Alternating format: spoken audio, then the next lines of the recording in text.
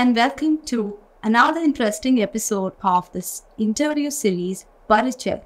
This series is run by the Department of Journalism and Mass Communication of FAKIR MOHAN University. And like always, we have a wonderful guest with us here today in the studio. She is Dr. Monica Forret, Professor of Management at Ambrose University, USA.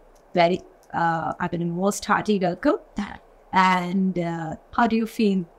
Well, first of all, thank you so much. I feel wonderful, and I feel amazed and inspired for my visit. I just had a fantastic tour of the campus here, and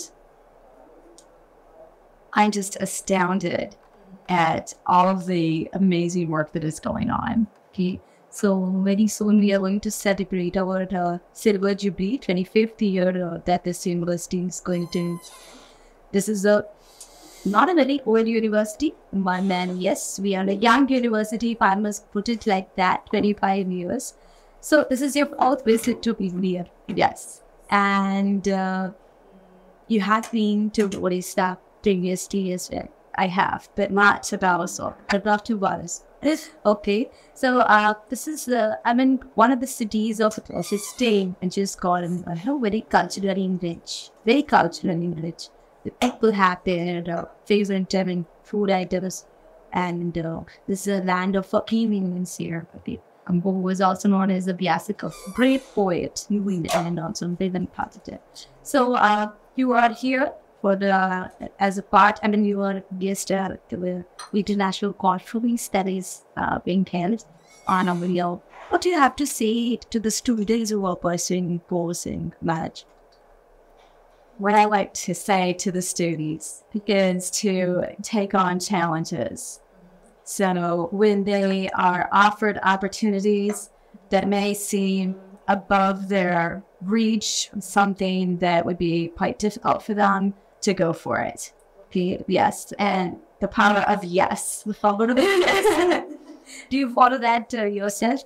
I do. I have found during the course of my career that the times when I said yes to opportunities were the times where I grew the most, as well as the times where there was something that I wanted to accomplish, and I didn't know if I would have the resources, but I went out and asked, and I would make my case and resources would come. And so I really think for the students here, taking on challenges and opportunities, and when people see that you're passionate about something, that you've thought things through, they will want to support you. So it's just like jumping into the river, even if you do not know how to swim, but then want to reach the other end, so you should jump and take that plunge. Well, I would get some coaching first. I don't want anyone to drown. But the aspect is we really learn a lot from our mistakes or ways that we failed. And so I think for the students here to seek out mentors, really spend time with their faculty. I have found in my career that really few things I have done without talking to someone, either a mentor or some of my peers, because they always gave me such good advice. And I knew they would tell me, this is how they see it, even if it might hurt my feelings, for example, that they would be very candid with me and said, here's what you need to consider. So you said the guidance, you talked about you would take some coaching first. Brings me to my next question. So how is coaching different? How is the course of management, the studies of management is different in your place and here? And you can see, is it a very clear difference, or things the same? I don't know that I would consider such a clear difference in terms of what the students might be learning from management studies. But for example, the idea of coaching here and seeking mentoring and getting that type of feedback, I do think, of course, as you think about management issues here and accomplishing their goals, that you might have some more obstacles, or people really need to find insight to be able to make their dreams come true here. That there might be some added obstacles. We know that there are difficulties, things where things run more smoothly in places than other places. Okay. So I really wish that you visit here. I mean, today you're staying today in the campus? No, I'm leaving today, but I've just had a campus tour, probably the last, 3 hours that I've been going around campus and seeing, for example, where they're growing the different varieties of rice to be drought resistant, to help deal with global warming. And so you have an indication how important it is for me to see the work that you're doing. I was in Ghana this last October, and I was made the queen mother of a village. What? Yes. So my new title is Nana Hamarajoba the First. Oh, a Chufu Adbedawo. Thank you. And so this village is like 3,000 plus population, very rural. And I was there because we were dedicating a well to bring clean water to the village. Okay. And they, the elders there, the villagers were so appreciative. They asked me if I would accept this title. And so they are dealing with these issues of drought and global warming and not having the type of crop production that they need. They need more modern or techniques of agriculture to deal with these issues, as well as from an entrepreneurial perspective to help people start businesses, etc.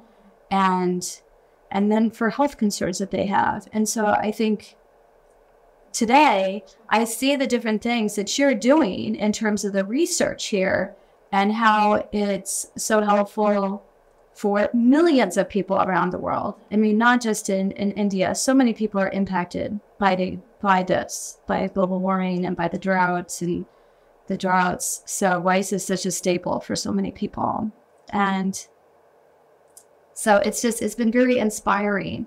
I have been looking at the various museums and seeing the tremendous enthusiasm from the professors and from the students, and the different initiatives that people are taking to help demonstrate what the rice here in the state and as well as India more broadly.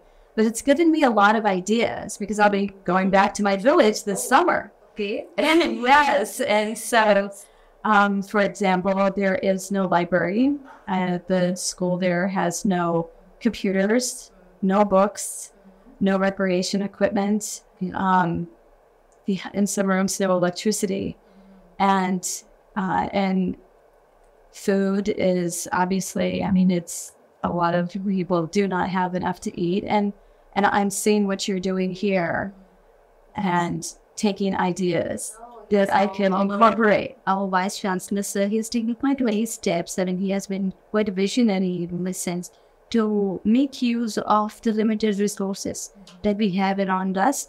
And it brings me to something that our former president, Abdul Kalam Azad, had said, that if it cannot be the sun, then light the earth, you can be a lamp and light a certain street. So with that, yes, and I'm sure that you will be able to use these ideas, these making ideas in your place. So I can go back there, and yes, I wish you a wonderful visit. And thank you so much for coming to this program, coming to our studio, and gracing this Parichaya series. Thank you so much. Thank you. It has just been a wonderful experience coming here, and you look amazing in the Indian accent, I must say. Yes, this whole, and so the red, the color, the bright color.